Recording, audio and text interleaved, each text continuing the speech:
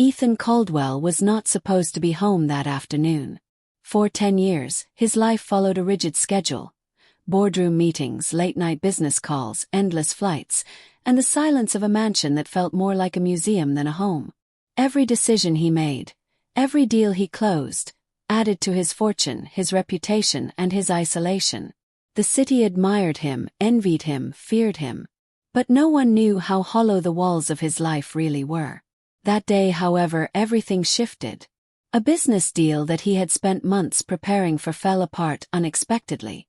The boardroom erupted with tension, lawyers argued over clauses, and investors made impatient phone calls. Ethan, normally composed, felt a strange emptiness settle over him. For the first time in years, the routine he had relied on offered no comfort. Without thinking, he cancelled the remaining meetings and drove home early. It was a crisp afternoon, and the sun bathed the city in gold. Ethan's black luxury sedan rolled silently through the empty streets. For once, he didn't glance at his phone or scroll through emails. He simply drove. By the time he reached his estate, his mood was quiet, reflective. He opened the gates and noticed the lights were on in the mansion, unusual for this hour. Normally, the house would be still, save for the soft hum of air conditioning and the distant echo of staff finishing chores. But now a faint sound reached him. Laughter. Soft, melodic, unmistakably human. Ethan froze. He hadn't heard laughter in this house since his wife, Claire, passed away 5 years ago. Since that day, the halls had been silent, filled only with the echo of his own footsteps and the hum of wealth. Laughter had been banished, buried along with warmth. Something inside him stirred. Hesitation gripped him, and yet he moved forward. Slowly, carefully, he walked toward the front door, afraid that even the slightest sound might shatter this fragile moment. The living room was bathed in the golden glow of the afternoon sun. Crayons, coloring books, and bits of paper were scattered across the floor, creating a chaotic rainbow. There, at the center of it all, sat Lily. His Lily. His 8-year-old daughter, quiet and withdrawn, who had smiled less and spoken even less since her mother's passing. She wasn't alone. Maria, the young maid who had joined the household 6 months ago, knelt beside her. Her sleeves were rolled up, her hair tied back in a simple braid. Her hands and fingers bore traces of paint, evidence of her patience and playfulness. She wasn't scolding, wasn't instructing, she was participating. "Look," Lily said, holding up Maria's arm. "Now you're a superhero." Maria gasped dramatically, pretending to be amazed. "Oh no, a superhero. And who is this brave little sidekick?" Lily crossed her arms, puffing out her chest. "I'm the boss." Maria bowed theatrically. "Yes, Boss Lily, I shall obey your commands." The child laughed, true, unrestrained laughter. Ethan felt something inside him crack. He hadn't realized how much he had missed it, how desperate he was to hear it again. He remained in the doorway, invisible, unable to speak, fearing that even a single noise from him would ruin this miracle. After Claire's tragic accident, Ethan had been convinced that money could replace love, attention, presence. He had invested in therapists, tutors, nannies, the finest toys, and endless experiences, but he himself withdrew. He provided for every need except the one that mattered most: himself, his presence, his warmth. The mansion, which once had vibrated with the energy of a young family, had become a mausoleum of perfection and silence. Its marble floors reflected the sun, but they didn't reflect life.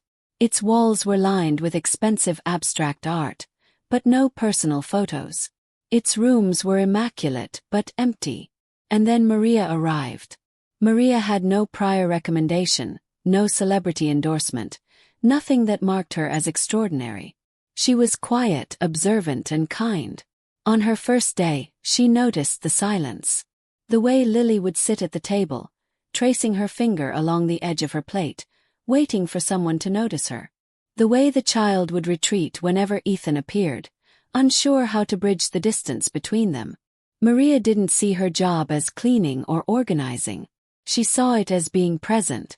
Every day she spoke to Lily, played with her, listened to her fears, her joys, her imaginary adventures. Slowly, almost imperceptibly, the little girl began to open up. Her smiles, once rare, became more frequent. Her laughter, once silent, began to fill the halls. Ethan hadn't noticed any of this. Or perhaps he hadn't cared. Till now. Finally, unable to contain himself, Ethan stepped forward. The floor creaked beneath his weight. Maria turned sharply. "Sir, I didn't know you were home," she stammered. Lily's gaze shifted, eyes wide. "Daddy!" Ethan knelt instinctively. Arms open, suit forgotten, pride forgotten, wealth forgotten. "It's me," he whispered.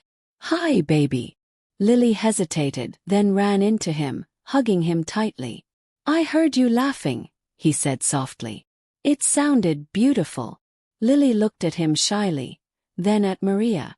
"She's nice," she said simply. "She listens." That word struck him with a force stronger than any boardroom victory. Listens.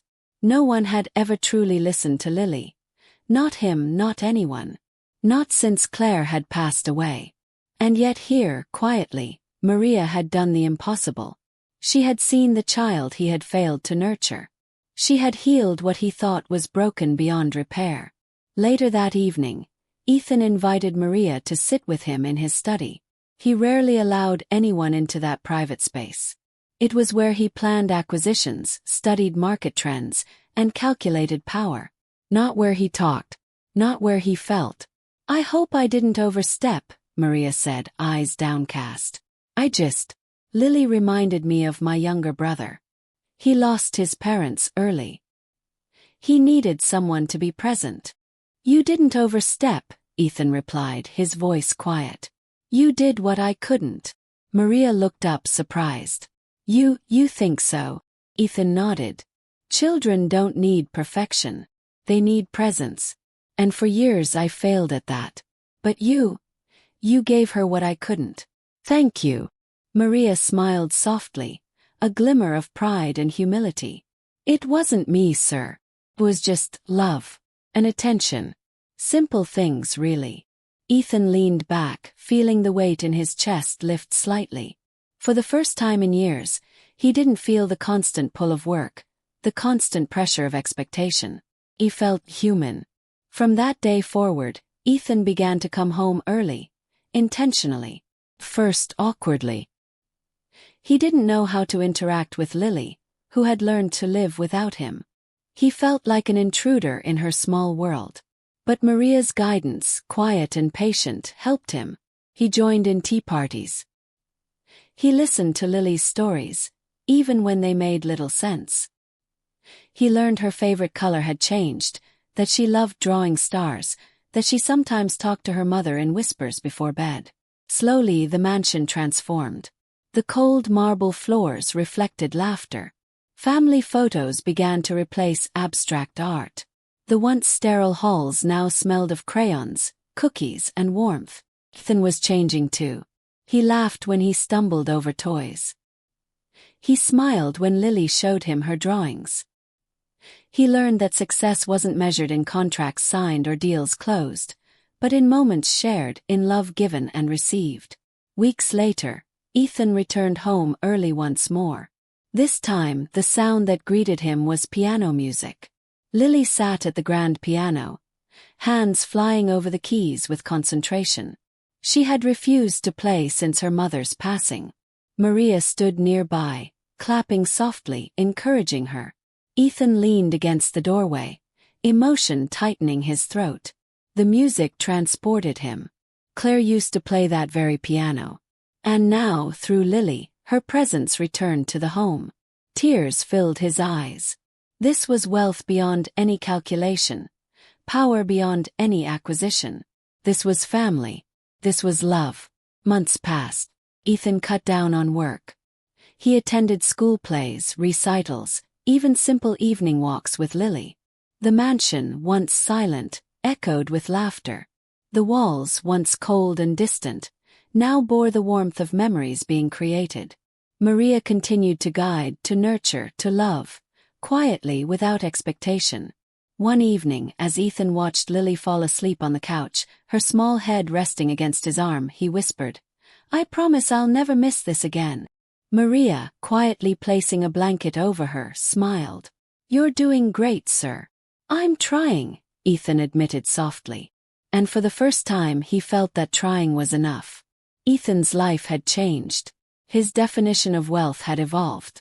He no longer measured success in billions, stock options, or luxury cars. He measured it in moments, in laughter, in presence, in the simple, beautiful miracle of seeing his daughter truly happy. Lily leaned against him one evening, sleepily whispering, "Daddy, I'm happy again." Ethan kissed her forehead, unable to speak. Words were unnecessary. He had learned what money could never buy. The priceless wealth of love, attention, and being present. Sometimes life doesn't change when we earn more. Changes when we show up. This billionaire thought success was built in boardrooms and contracts. Until he came home early and realized the greatest fortune of his life was waiting for him all along. Laughter, love, and the family he almost lost to his own ambition. The richest homes aren't the biggest or most expensive. They're the ones filled with love, presence, and joy.